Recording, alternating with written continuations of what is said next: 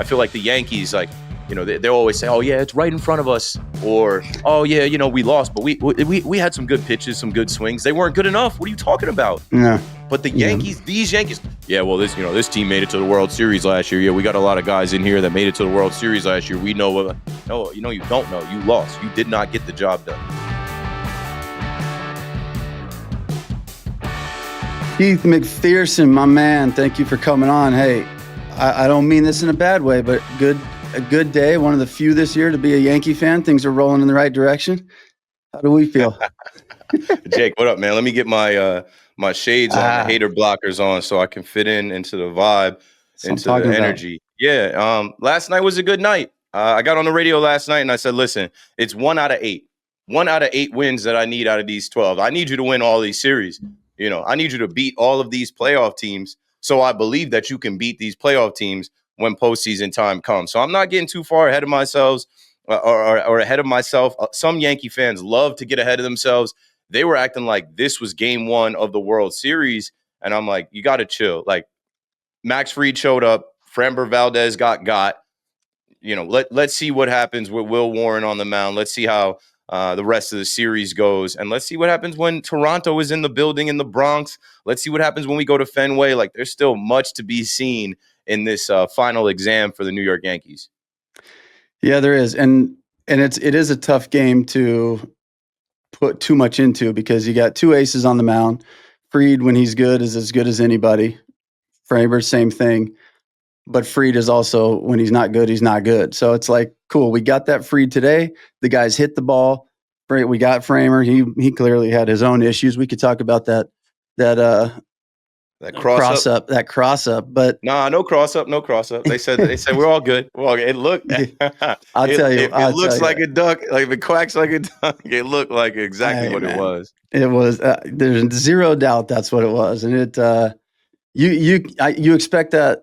You know, I shouldn't say expect, but those guys, I don't even know what Valdez is. I'll say Dominican and all those guys, they play such a different brand of baseball that even like the Devers thing yesterday, right? He hits the bomb, bench is clear. That was a nothing to him, right? This is what we do. Bat like he's holding his Johnson.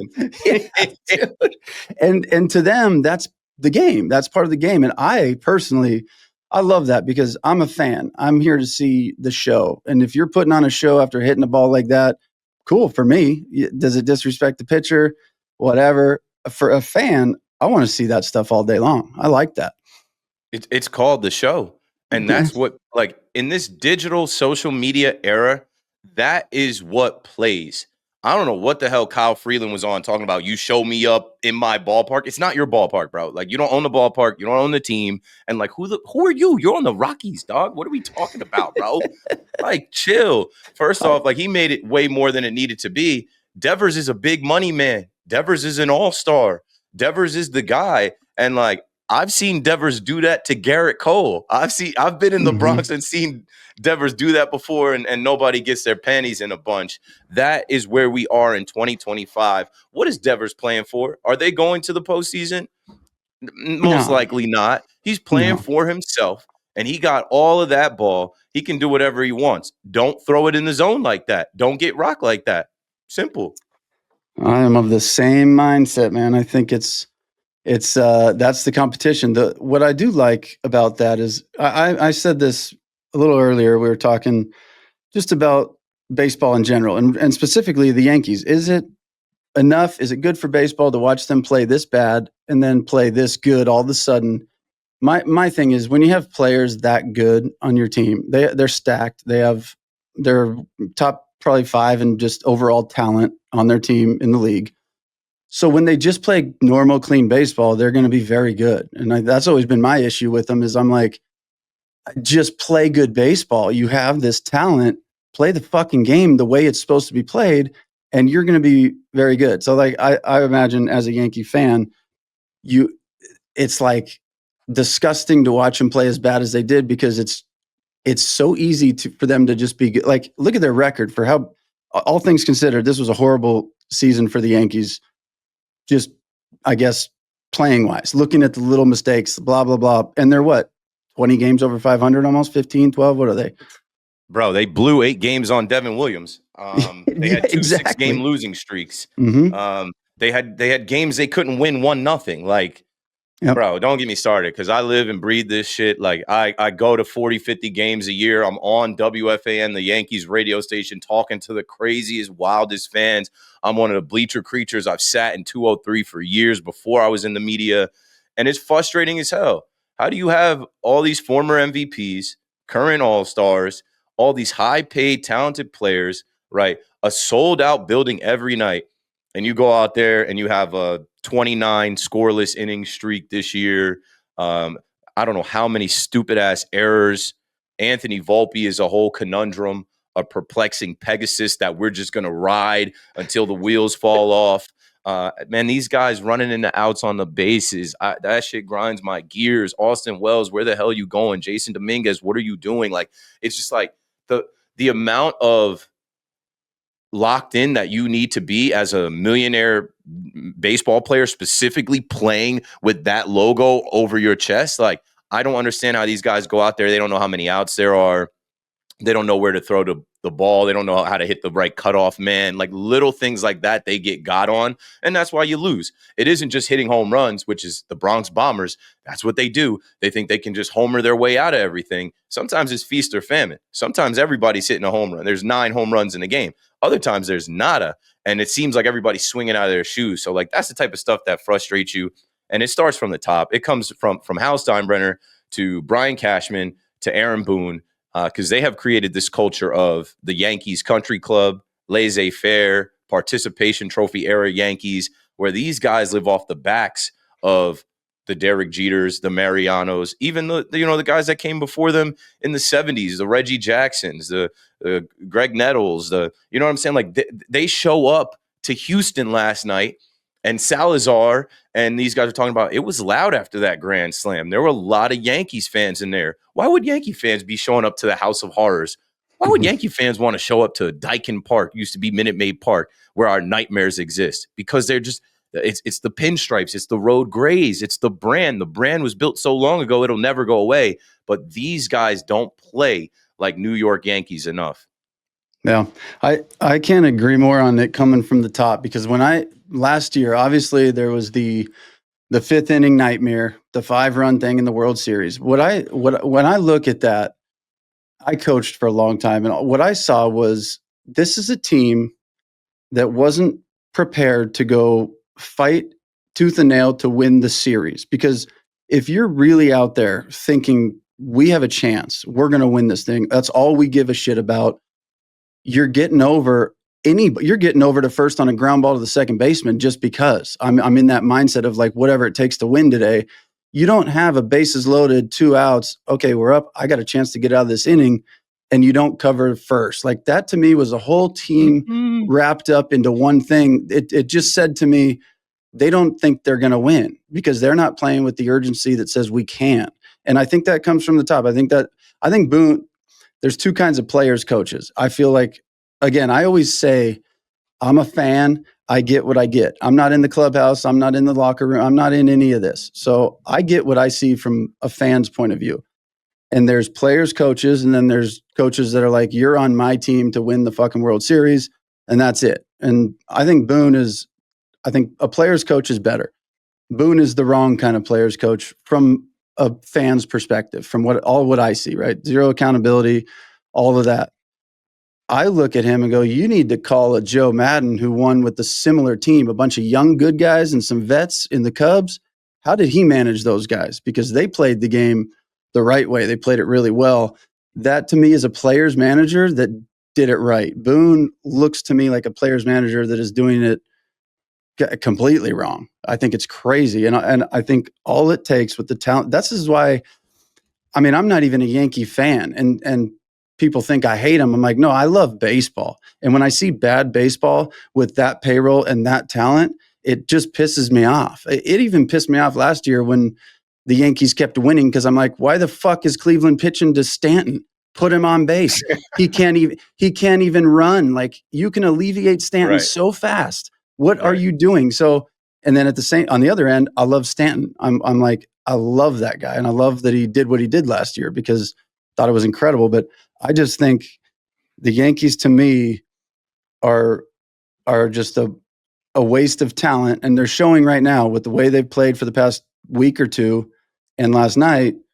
It doesn't take much when you have that much talent. I think that's why it's frustrating. Just play the game the right way. The ball's going to leave the yard, scrap with 2 strikes, make the plays. Volpe is what'd you call him? Because that was hilarious. That was conundrum and a perplexing Pegasus that the Yankees have been riding for 3 years, and no one can figure it out.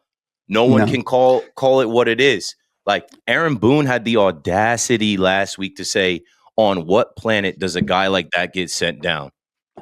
A guy that is a 3-year starter hitting 210 that makes probably leads in errors. What planet? This one and every other one. Statistically, is the worst hitter in baseball that has over like 1,600 at bats. He's one of the worst hitters for the Yankees all time. I like the kid. I'm from Jersey. I'm repping the Jersey Diners, Somerset Patriots. I also am a family friend of the Volpes, and they are diehard Yankee fans. Grew up going to the stadium, bringing him to the stadium. To hell with all that. This is the Yankees. They're supposed to be a standard. He has been so below the standard, and that is what's perplexing. They do not have the same energy for Jason Dominguez or Gary Sanchez or a Clint Frazier. Clint Frazier's been popping up, or a Greg Bird or a Miguel Andujar, or, the list goes on of these young, talented prospects that came up. And once they didn't perform, you're out of there. Volpe was given the opportunity to win the starting job off of 1 month of spring training. I was down there. He balled out. He hit some home runs, some doubles. He stole some bases. It was 1 month of exhibition baseball. And then Hal Steinbrenner had this wild idea that once you win the shortstop job, we're not sending you down.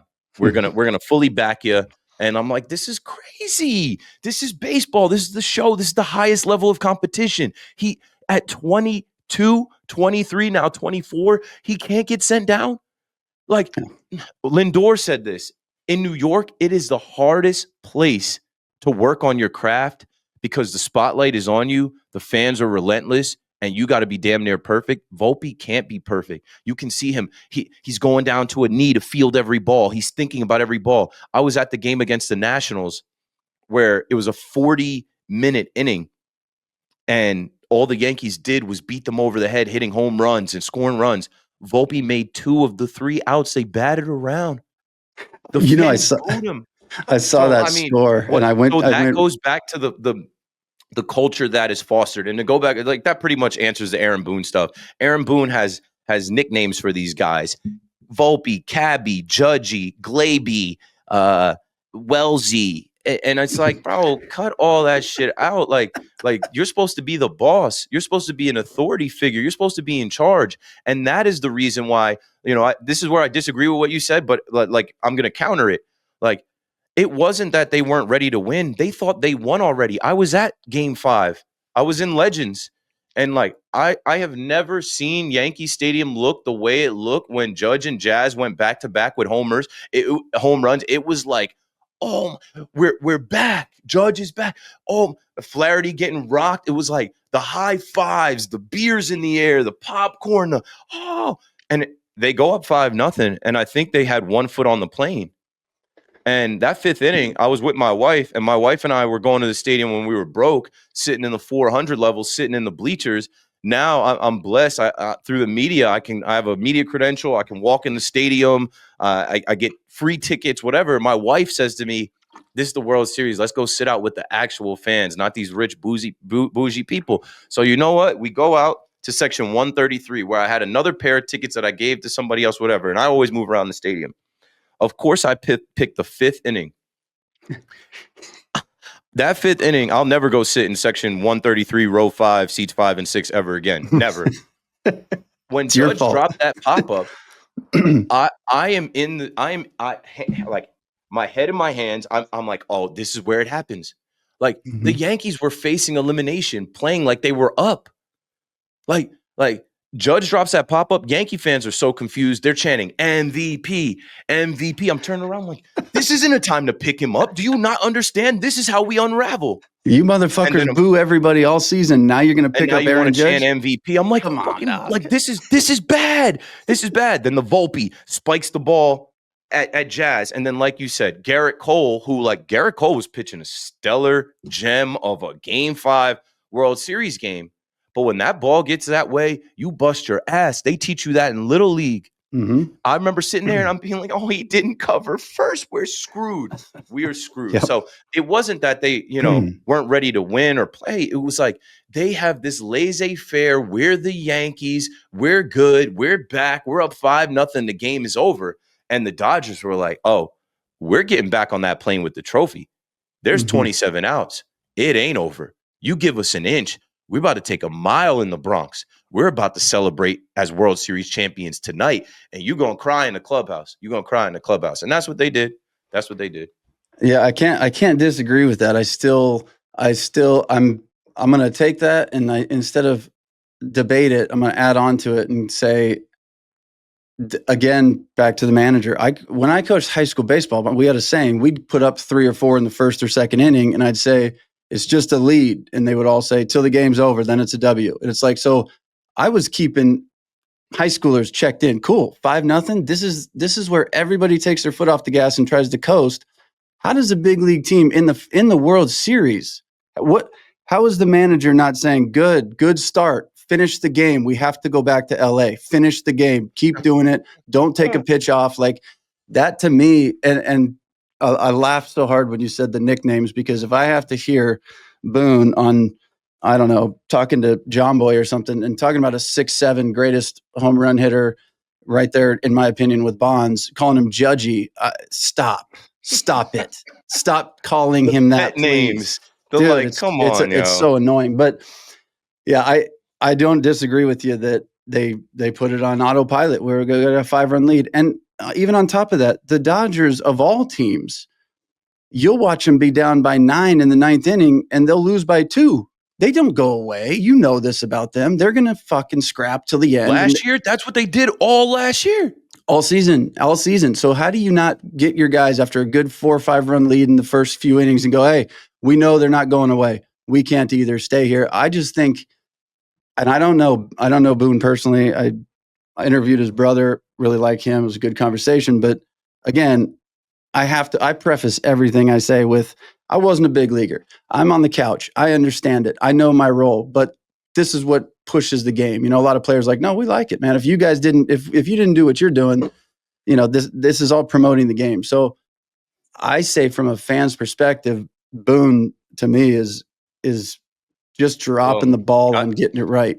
I did a Q&A with Aaron Boone down in the Jersey Shore where I'm from. I also was at the Pinstripe Pride event signing autographs and taking selfies. Aaron Boone and I were in the green room. I go down to spring training. I walk right up to the dugout. What's up, Booney? I do know Aaron Boone a little bit, but I don't care. I am a truth speaker. I am a radio host. I am someone that is a fan of the Yankees from before Aaron Boone hit that home run.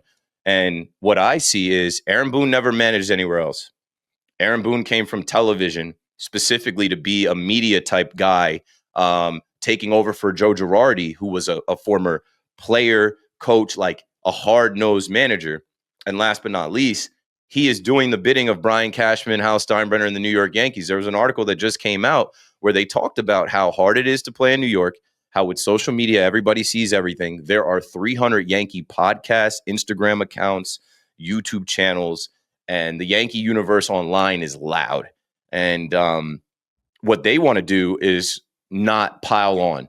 What they want to do is not make it even worse. What they want to do is protect these players. What return have they gotten from that? Has that turned into multiple championships? They did make it to the World Series last year, but even here in New York, the Met fans will tell you had a cakewalk. And like you were just talking about the Cleveland Guardians, why are you pitching to that guy? In your building, Juan Soto, how many pitches you going to throw to that guy? Like how many opportunities you going to give them? Whatever. I'll say this. I think we are in the participation trophy era in general. And I call them the participation trophy era Yankees. And like, I think that you need a balance. Like, I have a young son. My son's 2.5, and he gets a balance because my wife is very much a participation trophy. Oh, you're the best. You're great. I'm so proud of you. Look at you. You're this and this and that. And dad is like, get up. Dad is like, do better. Dad is like, again. Dad is because like, you need both. You need both. You can't be told you're great all the time. You need the honest truth. And I just hope that they're getting it behind the scenes. And I think that now with this little bit of a run that they've been on, obviously they're playing the Cards, the Rays, the Nationals, the White Sox. I think something clicked and something changed. But I don't know if it's going to be enough to get them through the next 11 games against postseason teams. And I don't know if it's going to be enough to get them back to the World Series. And that's what this year was supposed to be. This was supposed to be an origin story. The Dodgers mocked you. Joe Kelly mocked you. Chris Taylor got on the podcast sitting around with the Dodgers. They're champions. They're mocking your Yankee baseball, your lack of being locked in, your lack of preparation, your lack of defense, knowing what to do, put the ball in play, and these guys will pee down their legs. And that's all you've done again this year. So they were correct and nothing has changed. When it changes, maybe you'll actually get that 28th championship.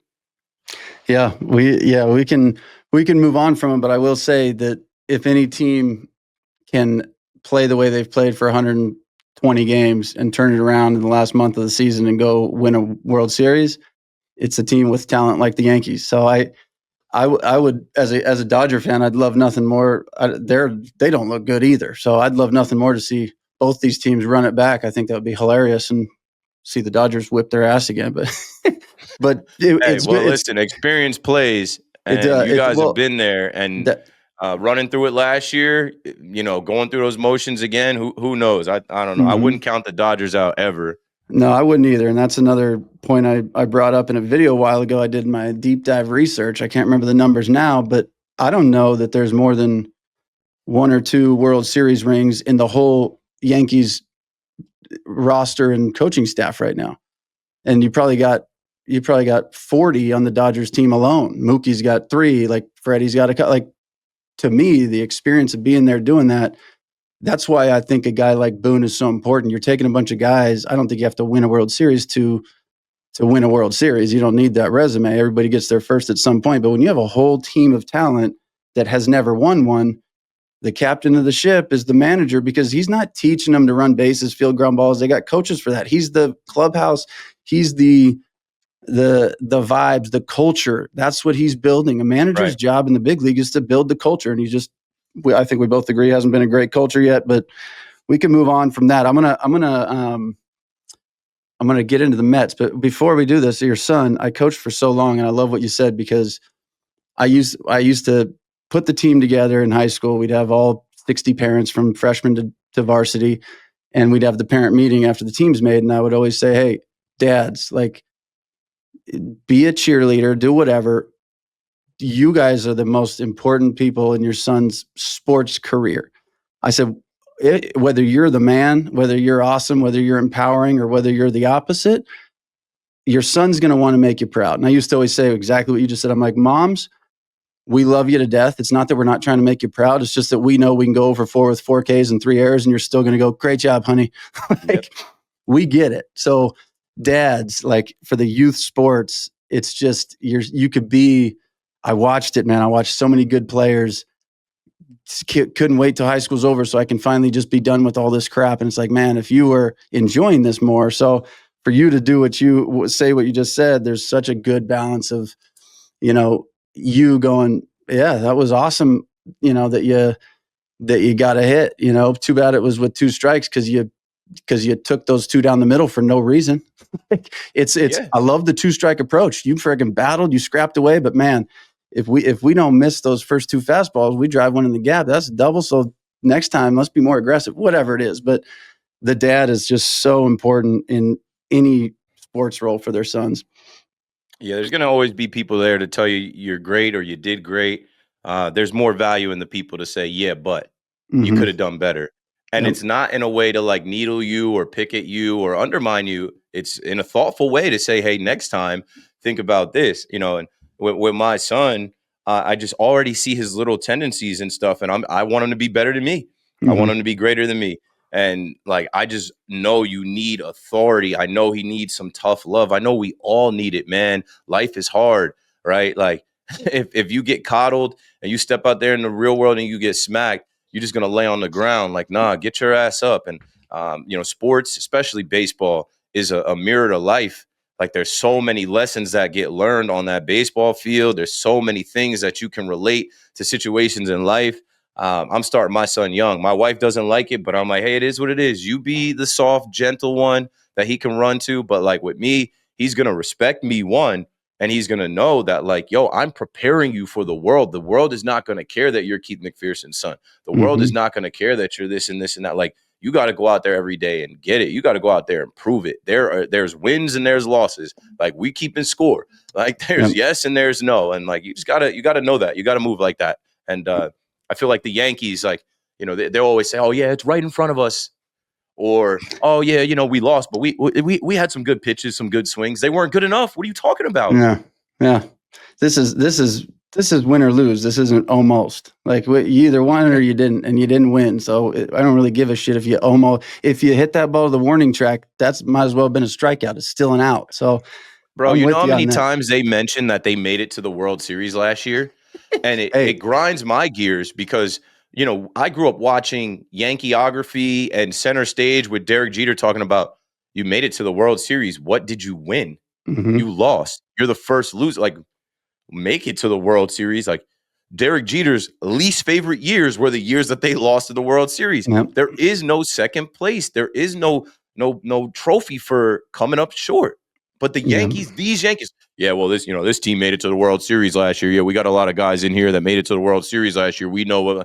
No, you don't know. You lost. You did not get the job done. Yeah. It's you go so long in drifting away from what you actually are that now all of a sudden the World Series appearance is a win. You're like, no, we can't drift too far away from what we've been on. So let's stay here. But I think. Let me ask you this so I try to find like a fun surprise guest to pop in. I don't have one today because John Heyman said no. John Herman, whatever his name is. His name on the show anymore. I don't even give him that John respect. Herman. I call him John Herman. He is a Herman. I love that, dude. I love that.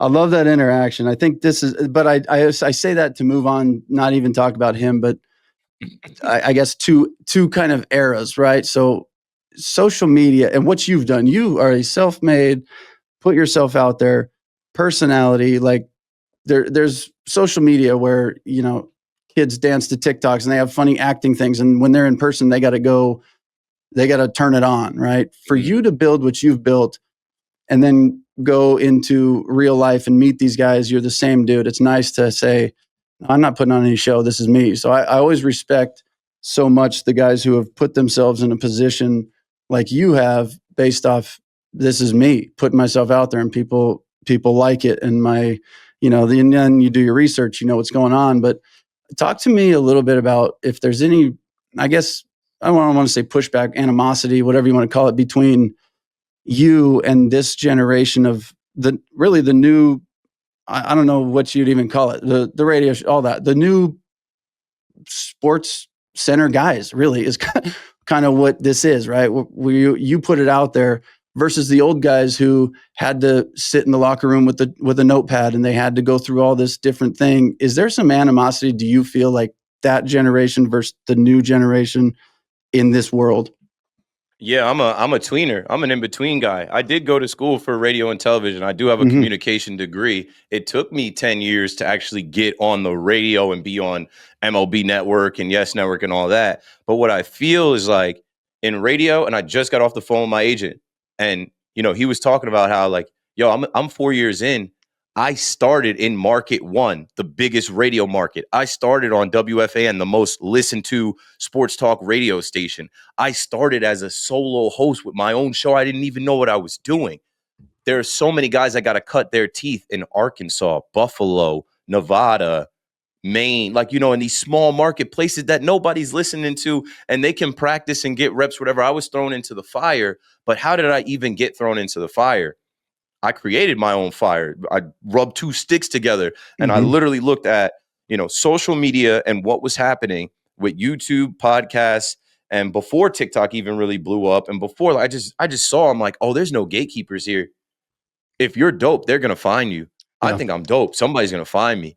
Like, I literally was doing social media for MTV, and then I quit that job, hated it, and started like specifically looking for sports marketing jobs. And I linked with Fubo TV as their first social media guy.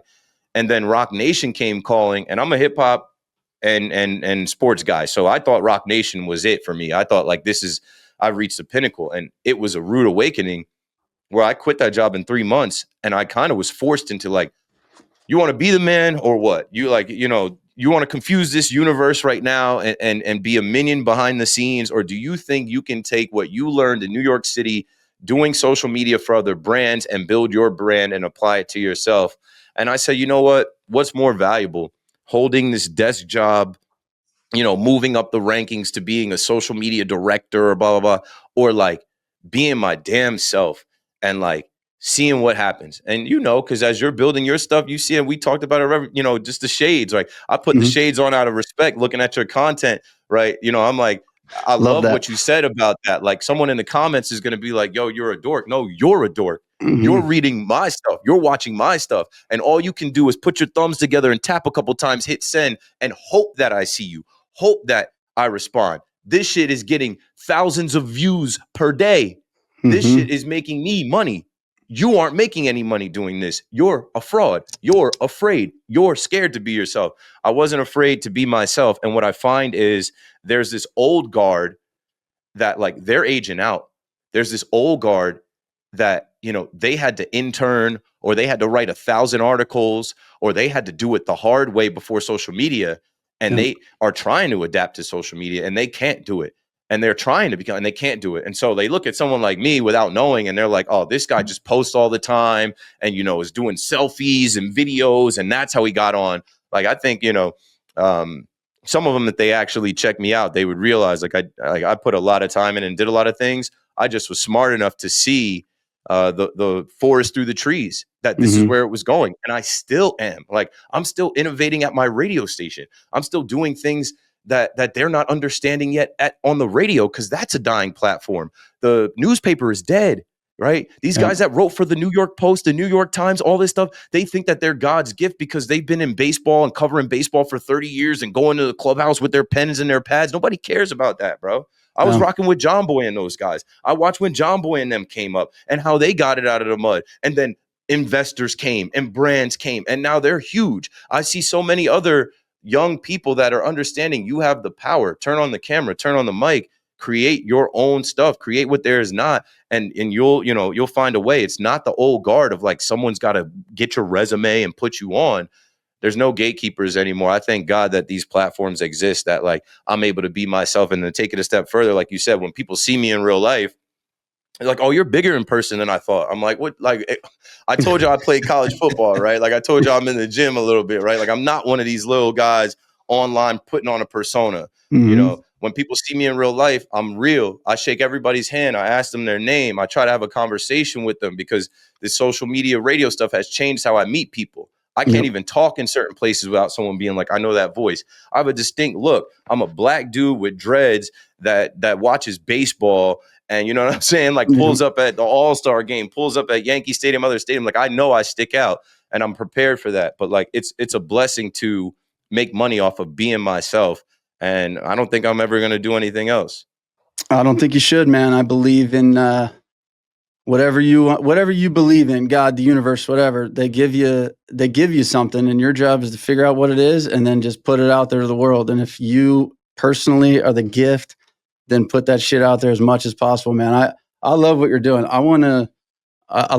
This is what I love this kind of recording for, because we obviously have recorded that and we can listen back to it. And it's just such a good 3 to 5 minutes for anybody that thinks about getting in this world to listen to.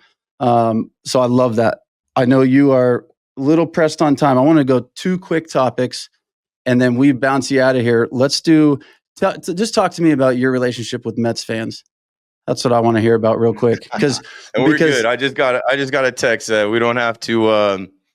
He just said, unfortunately, we got to move my 2:00. So if you got more questions, whatever, we can get to it now. Yeah, let's talk about the Mets Nation. Yeah, please, because listen, real quick. I make videos here and there about certain things. We're going to get to the Cal Raleigh versus Judge after this, but I post a video like that and absolutely blown up by Yankee fans, understandably. But it all leads to like, oh, but this guy's good with OHTANI winning. And I'm like, when did I ever say that? Like, so for me to get they just see the hat. They see the hat. So. They go straight to it. So I imagine you as a Yankee guy, like is he a Yankee? Like this is what you do. I imagine the New York Yankee fans to me are brutal in a sense of I don't look at it and go, oh man, I love it. This is content. This is what I do.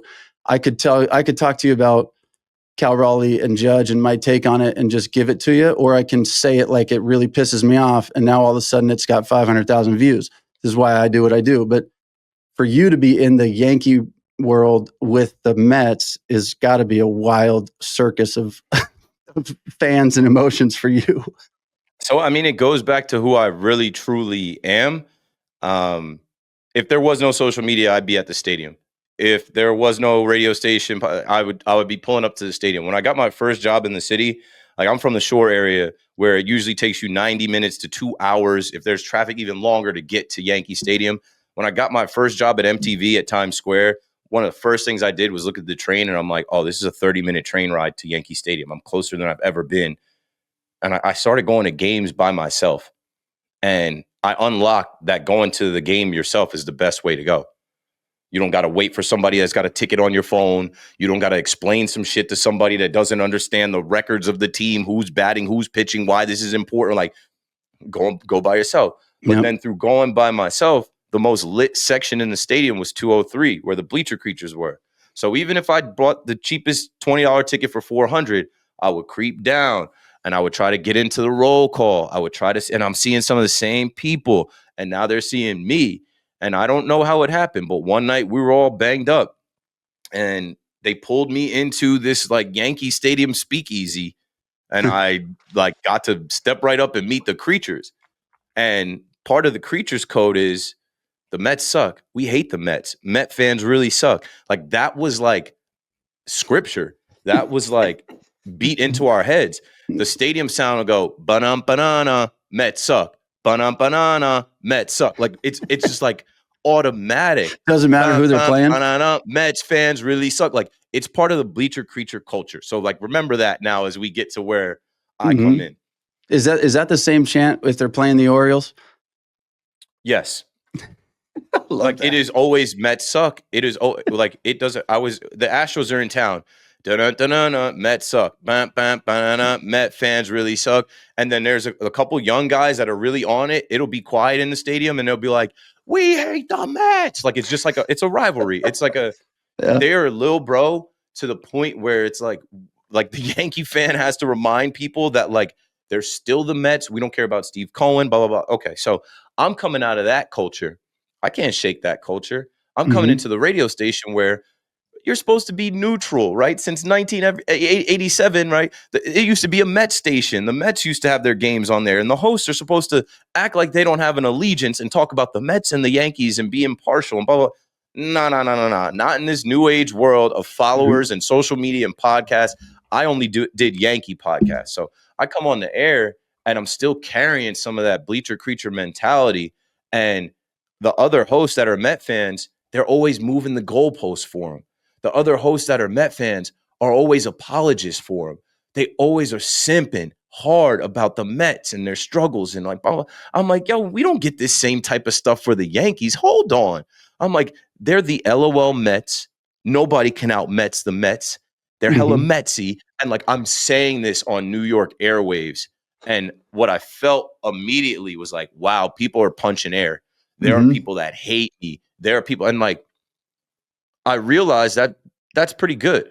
I'm evoking emotion, right? Like, You know I'm a Yankee boy. You know I'm a Yankee shill. You know I was a Yankee fan cave dweller in 2014. Out of all the people that applied, they picked me. You know that I was on MLB Network for no reason beside this guy is a fan. Like, he sits with the fans. You know that I was doing Yankee podcast, Yankee content. That's what put me on. I can't change my stripes.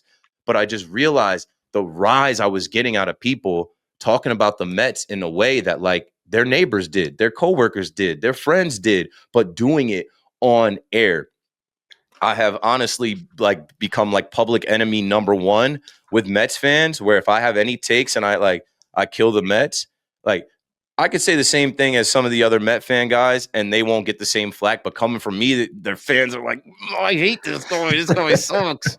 So I would say I played into it more once I understood that, like, oh, this is a lane that had never been taken. They have never heard a Yankee fan on the air give it to them straight like that. But also, if you want to have respect, you give respect and you give credit where credit is due. You know, the Mets just beat the Tigers. Juan Soto is playing ridiculous. This Nolan McLean kid is insane for a 24-year-old rookie, the stuff that he has. Like, you also have to show your chops. You also have to get on air and talk baseball. And it's one thing to troll. It's one thing to make fun. It's one thing to crack jokes and roast. It's another thing to be like, okay, the Mets need to move on from Kodai Senga. They need to not start Sean Manaea. They need to go ahead and call up Brandon Sproat. Tyler McGill is on the men. Put him in there. They need to get ready to tighten up this rotation going into the postseason, because they do have Pete Alonso. They do have Francisco Lindor. They do have Mark Vientos. And obviously Juan Soto, proven postseason players that are going to hit. You got to get your pitching right. Why did you go out and get Rogers and Helsley and Soto to add to Edwin Diaz? The bullpen straight. You need starters that can go at least 5, 6 in. Like, you know, you got to be able to actually talk about their team too. And that's where I fuck them up, because they're like, okay, he's not just trolling. He's watching the games. He's keeping up with the team. If you're listening to what he's saying about the team, you might not like the messenger, but he's dead on. Yeah, it's like that's the card you want to pull out of your pocket at the right time. Like, you talk, that's what separates you from all the people commenting. Like, hey, at the end of the day, I'm a Yankee guy. I'm going to preach it like that. But when you come at me a certain way, and then I put out some content tomorrow that tells you I pay attention to your team just as much, and I will give them their flowers if they need it. Like, that's the equalizer of, like, okay, what are we going to say now? What can we say to this guy? So I do appreciate that, but man, I could just imagine how probably fun it is for you and how good it is for you to have that. It's fun. The radio dynamic, and maybe you should do this on your show, bring in like just callers. You don't know what's coming through that phone when you press that button. I had this old guy, Bill, from I don't know where, Bill in Long Island. He gets on and he's like, this guy doesn't deserve to be on the radio. He's a mean-spirited Yankee fan. He's just a Met hater, blah, blah, blah, blah. And I'm like, bro, now I'm about to cook you. Like, that's how your approach was? All right, now I'm about to tell you everything about your team. But I'll say this. In person, the Met fans that I've met either at the Subway Series, at Citi Field, or Yankee Stadium, they're nice people. A lot of them are nerds. A lot of them are just like, they're nerds. They're Met fans. No disrespect. I know this is no. Hey, no, but like they're nice people. Like Yankee Stadium, the Bronx, like there's some real assholes mixed into the Yankee State. Like if people could actually see some of the beyond heckling and damn near assault and abuse that I've seen go on in Yankee Stadium, it's gotten better over the years, but like that's not the case at Citi Field. I just took my son to Citi Field to meet Blippy, who he watches on YouTube. And the Mets could have been like, you're a hater. You don't like us. We don't have to host you. They were first class. They had somebody come to my seat, come get me, bring me downstairs into a private area for my son to meet his idol, his favorite player of all time. And so I've been singing their praises, and I've been a little nicer to them because, you know, the Mets organization is different than a little 18-year-old Met fan who just hates Keith McPherson because I'm not a fan of the team. That's the thing too. I'm definitely the coolest dude on WFAN. Some of them wish I was on their side because they're like, man, I wish this guy was rocking with us. Some of the Met fans that we have are not as cool as Keith. Like, I wish this guy was on our side and not a Yankee fan. I can appreciate that perspective. I love that. Wearing a Dodger hat on 90% of my videos does me. I have no leg room to push with when they talk about bad fans. I'm like, hey, look, you can take the small majority of them that are bad, and they're really bad. So it is what it is. Like, I'm not justifying any of us, but I will say the same thing. I know about 10 Yankee fans, personally, friends, amazing people, good even with the game, and they want them to win, diehards, and when they lose, it's a game at the end of the day, whatever. But online, the Yankee fans are truly another level of. I don't know if it's them Dodger fans go hard too. Now that do. I just went to Citi Field on Sunday, that was my 7th time at Citi Field. I had been to Citi Field the same amount of times as Dodger Stadium. I had been to Dodger Stadium 6 times, and I used to say it on air all the time, like, I really don't rock with y'all. I could get to Queens on the train, and I don't go there. I have to get on a plane to go to Dodger Stadium. And I've seen, bro, Pantone, shout out to my girl Serena, and some of those Pantone, like, they came and took over Yankee Stadium. And like they went hard as hell. Like there was nothing we could do about it. Like in the streets of the Bronx, like they have police escorts. They take pride. They take pride in that. They take were pride in 5,000 ruining. deep. I had never seen any fan base mob our streets like they did, and like they talked their shit too. I was just on air last night talking about how Trent Grisham homered on Sunday Night Baseball against the Dodgers, and these Yankee fans that were glazing Juan Soto were chanting, "We want Soto." And when he hit that home run, I'm like, that was so clutch. Yep. That's where I knew he was him, Trent Grisham. But I was like, that weekend, I didn't even go to Sunday Night Baseball because I had no voice fighting with Dodgers fans Friday and Saturday. They were all over the building. Everywhere you went, let's go Dodgers, talking their shit. And it was like, bro, I never seen the Bronx overrun by a fan base the way that the Pantone 294 crew came through and crushed the building. It was insane. They don't mess around, man. That's why when the Padres were playing them a couple of years ago in the playoffs, they went to probably like Orange County. And if you're not from around here, Orange County is probably 2 hours maybe north of downtown San Diego, Petco. And you couldn't buy a ticket to the game if you were north of that, because now you're LA. Like, we ain't having nobody from LA, nobody from Arizona. It was literally like you had to have this San Diego circle, and we only want San Diego fans because they knew the Dodgers would buy those things before any Padre fans, and it'd be 80% Dodger fans in the stands. But they do. But that's what makes all this so good is fans like that and fan bases like that. But now, last one for you. Judge and Raleigh MVP case. I stated my opinion on this, and this is also, assuming things continued the way they did at the time, which was, I don't know, last week. Raleigh just hit his 50th, and I posted the video about being an MVP as a switch hitting catcher, what he's doing, and then my whole argument was stats are stats. I know everybody knows. You can look at the paper and see Aaron Judge clears in everything but homers and RBIs, obviously. But what a Raleigh brings to the table as a switch hitting catcher, I know when I coached, the biggest recruiting unicorn was a left-handed hitting catcher. Like, man, you give me a good lefty hitter and he catches, we're in. Obviously, there's going to be no lefty throwing guys, so you want that righty thrower, lefty hitter. To have a switch hitter with that power is the unicorn, right? That's the OHTANI of regular guys. OHTANI's a whole other unicorn. But so I look at it and go, when you're talking value, that guy catching 80 to 100 games, DH and the rest, right, left, you're facing Chris Sale, and you go, oh, cool. Our best hitter is just going to jump in the right-handed box and give himself a 70% better chance of doing his thing. That to me is invaluable. So my argument there was, if things continued the way it was, maybe Judge ends with 50 bombs, Raleigh with 58, whatever. I just, value-wise, to me, that was my take, that I would give that to Raleigh all day, every day, because of what he brings both sides of the field. Aaron Judge played right field, injured, hasn't played there in a while, whatever. But 690 innings he's been in right field. He has 1 assist this year. And when he got hurt, they put Stanton out there. That tells you can't just throw somebody behind the dish and replace what he brings defensively, but you can throw a Stanton who you're literally telling, don't run too fast. We don't want you to pull a hammy. You're putting an outfielder out there that literally doesn't run, and you didn't really lose anything defensively over those 4 or 5 games. So to me, when you talk about true value, and that's not even voter fatigue.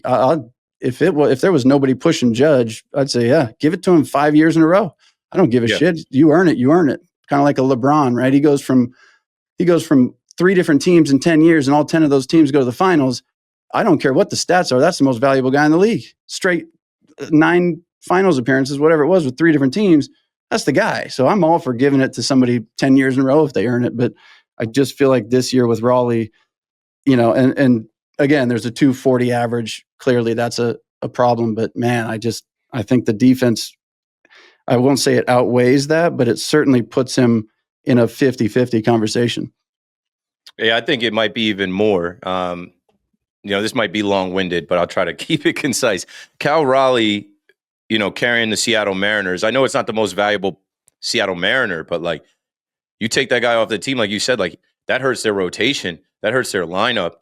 This guy won the home run derby this year. This guy is approaching Mickey Mantle's record of 54 home runs for a switch hitter. Like, that's all-time shit. Like, if he gets that, it's up there. Now, if he sniffs Judge's 62, like if he can get to 60, like it's too close to not even, like, who else has 60? Like, if he can get to 60, and I know he kind of slowed down a little bit, but like, speaking of slowing down a little bit, we gave Judge the MVP, and Cal Raleigh was at like, I don't know, plus 1,500 odds when Judge was batting 400. Judge is not batting 400 anymore. When Judge was making diving plays in right field, and yes, it is a short right field in Yankee Stadium, and yes, we have put Stanton out there, but Judge hasn't been out there in over a month.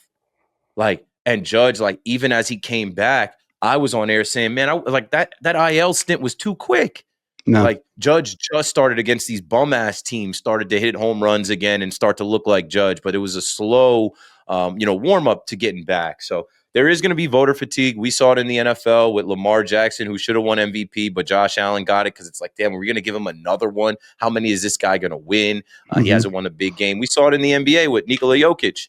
They gave it to Embiid that one year, and I'm like, bro, it's Jokic. And then what did Jokic go on and do? Win the finals and the finals MVP. It just happens. But I think with Cal Raleigh, it's the most valid. Like you said, he's a catcher. He's a switch-hitting catcher. The power. And with Judge only DHing now, and then, Judge just like not having the 400 batting average. And I know his OPS and like maybe that's the only thing that can swing it.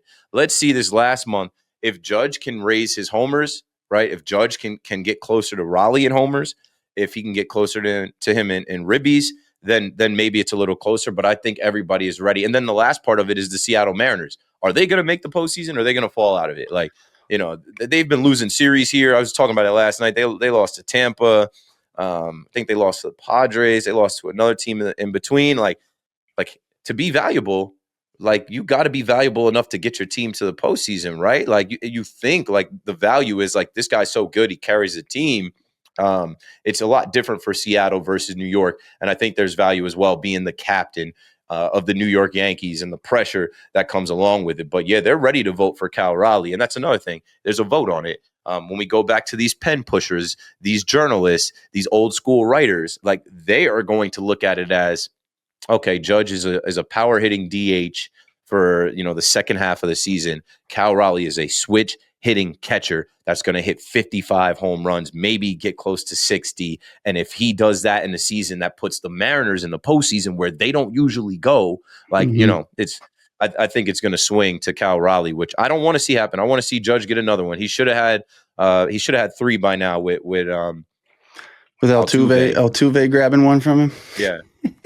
Yeah, I'm with you on that, man. I think I just think the MVP is one of the very few things that there's so much more to take into account than the stats. And when I get those thrown at me, I'm like, I get it. I understand it by those numbers. Yeah, Judge is your most valuable, but there's so much more to it, and I just would like to see that taken into account when they vote for it. And again, I want the best guy to win it. I have no bias here. I'm not a screw Judge guy. I'm not a love Raleigh guy. I'm not a fan of either team. I'm a fan of both guys. But you got Juan Soto winning the National League MVP. That's what these Mets fans are on right now. Juan Soto's going to have 30 bags and 40 homers and the most walks and the most runs. And yeah, I have my issue with that is, and it's not so much an issue, I guess. He is obviously playing incredibly well for the last month. Maybe he's been good all season, because a bad Soto season is a pretty good season for most people, because what he does plays. He doesn't rely on the home run. He doesn't, like Raleigh has gone a straight week. He hit a home run, I think, yesterday or the day before. But when Raleigh and Judge don't hit a home run for a week, this is bad. It's like, okay, but when Soto has a bad year, he ends up with a 270 batting average, a 380 on base percentage, a 9-something OPS. Like his bad year is an all-star year. Like he wasn't an all-star this year, but at the end of the season, he's going to be one of the best players in the league statistically. Yeah. That's a guy that, and I personally, as a baseball player, loved him, still like him as a baseball player. As a human being, again, from what I see, a teammate, let's call it a teammate. When he was with the Yankees and they asked him, you just homered in your last stadium. Now you've done all 30. And he fucking, right before playoffs, he fucking says, oh, going into free agency, it's nice to know that everybody knows I can go yard anywhere. I'm like, dude, you're a week away from the playoffs, you dumbass. Like what? And nobody cared in your free agency. It did not come down to you homering. Like just to even have that in your head. My good friend Brian Hoke asked him that question and we talked about it. I'm like, it shows you. I'm like, this is a robot cyborg. Like this guy is all about himself, which I understand. But it's like to even have that in your head and verbalize it at the All-Star break. Right. He didn't make the All-Star team and he joked. And most of us here in New York, where there's a lot of broke people, a lot of people struggling. He said, yeah, I wanted to make the team. He said, that's a lot of money left on the table. $100K. Yeah, bro, you make $100K a day. Like, yeah, that's like, crazy. We didn't think that joke went over well because we're like, no, you should say you want to make the All-Star team for the first time as a Met. Your first year as a Met, you want to represent Queens. Don't talk about leaving $100K on the table, bro. You have the richest contract in the history of sports. But I'll say this about Soto. He breaks the modern day game. Like what he's doing this year, I just saw a tweet the other day about how like he's going to be in the company of Jeff Bagwell and Barry Bonds from their like late 90s, early 2000s seasons, if I can pull that up. And then like, you know, at his young age, he's in the company of Mickey Mantle and Jimmy Fox. Like that's why I mean, like he's breaking the modern day game with what he's able to do. And it's insane to watch. I mean, they can't let Juan Soto start going off and them lose. Like Saturday when they lost to the Marlins, this guy's got 2 home runs. I'm like, you can't waste his prowess. And he seems to be turning it on now as we get to the postseason. It's the right time of the year. But no one can deny he was. I had a quote that I put out before. WFAN put it out. I'm like, this guy was grounding out. He was striking out at a high rate. He was leaving runners on. Like you can't deny that something got to him. You can't deny that there was an adjustment period going from the Yankees to the Mets, and he had a down year to start the year. Not a full year, but he was on pace to have a down year for Juan Soto. There was a lot of people talking about, hey, it's a little different when Judge isn't batting behind you, but he's picked it up. He's going to hit his 40 homers, and like the stolen base part of it, I think I give credit to the Mets first base coach. I can't remember his name, but I'm like, Soto was not doing that last year. He was working his walks. But like now Soto works a walk and he's thinking about stealing that base. And nobody saw that coming. He's going to have 30 stolen bases plus this year. Yeah. Yeah. The early struggles, I mean, 99% have to be expected when you sign a $700 million contract in New York and go, okay, these expectations are as high as it could possibly get. Ohtani signs with the Dodgers. People hated that the Dodgers signed him for that, but they didn't hate Ohtani. Soto signs with the Mets, and there's 29 teams that hate Soto. Like, so it's not just, okay, I got expectations. It's like, no, I got expectations for my own people that are sky high, and all the other 29 fan bases absolutely hate my guts. Like, that's a whole different thing. And for him Soto doesn't pitch. And we were having those conversations on air, bro, and I was one of the only people that were saying, yo, paying this guy more than Ohtani, we gotta chill. Crazy. Ohtani is 2 players in one. He is the actual, like you said, unicorn. He is the actual guy we have never seen. He is worth $1 billion more. Also, like the revenue stream that he brings in for the Dodgers from the Japanese market makes that contract worth it. There isn't a revenue stream that exists from the Dominican Republic like that for Juan Soto. So there's not a player in the league that is worth $700 million on the field. Not one. Doesn't matter what your numbers are. Ohtani is worth. You watch a Cubs game without even playing the Dodgers, and there's Japanese fucking ads behind home plate. Like, when have you seen that in ever? Ohtani is the biggest thing in baseball. the entire Japanese fan base here, they paid him because they knew they were going to make the money back. They knew they were also getting the best player and going to win. But that was a business investment that they were going to make money on. Juan Soto, if you're paying him $760 million, whatever it is, you're only paying him to win games. And what he brings as a baseball player, you pay a quarterback that they're in control of the game. You pay a basketball guy that they have a lot of control of the game. You pay it to a baseball player, the fucking guy gets 4 at-bats a game out of probably 40 plus. And what you need 8 other guys to come through with those other 36 at-bats and do something for him to be of any value. So he's not a plus defender either. No, he's not bringing 700 and something mil to the table. And Ohtani, as you say, non-bias, I don't think Ohtani's worth $700 million on the field. He's incredible, but he brings so much money outside of playing that it's more than worth it. Like you said, $1 billion. Pay him. You could have paid him $1.5 billion. You would have made it back over his 10 years easy. So there's an investment there. If Ohtani doesn't sign that, I think we're riding off the last big contract, which was Judge, and I think Soto gets about $400 million. I think Judge is what, 350? I think they look at Judge and those Soto and go, okay, maybe 5, right? Maybe 500. Doesn't touch another 7. thing I was saying, bro. Not to cut you off. Judge got $40 million a year, and he had to play the game for it. He had to pretend like he was going to sign with the San Francisco Giants. John Herman tweeted out, Aaron Judge appears to be headed to the San Francisco Giants, and the whole Yankee universe stopped for a second. And I was like, nah, typo, that's not valid. No. But could you imagine Judge, who is a better hitter, a better fielder, and moved to center field where, if the Yankees offered Juan Soto $400 million more than Judge, I remember opening day in 2022, Cashman played games with Judge. They offered him an extension for $240, and Judge turned it down. No. Juan Soto, they're offering him $760 million to take over Judge's spot.